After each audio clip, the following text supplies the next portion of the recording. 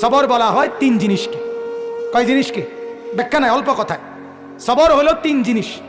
এক, আসসাবরু আলা তাআত, আল্লাহ তাআলার ইবাদত এবং বন্দেগীর উপরে সবর করা। মানে পৃথিবীর যত কিছু হোক, দুনিয়া উল্টে যাক, আমি আল্লাহ তাআলার ইবাদত ছাড়ব না। এটা সবর, এটা ধৈর্য। আমি সবর করব। প্রচন্ড শীত, কনকনে ঠান্ডা, আমি ফজরের নামাজ পড়বই।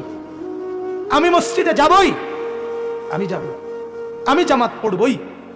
আমার শায়েখ আল্লামা মুফতি মুশতাকুর নবী সাহেব বহু সময় আমারে বলছে, হযরত, যে মাওলানা, মাহফিলে রওনা দেওয়ার সময় নামাজের ওয়াক্ত হইলে জামাতের সাথে পড়ে নিবেন।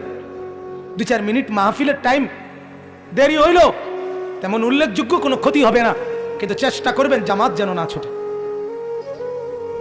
আমি নিজে শুনছি হযরত বহুবার দোয়া করতেন, করে, আল্লাহ জিন্দেগীর শেষ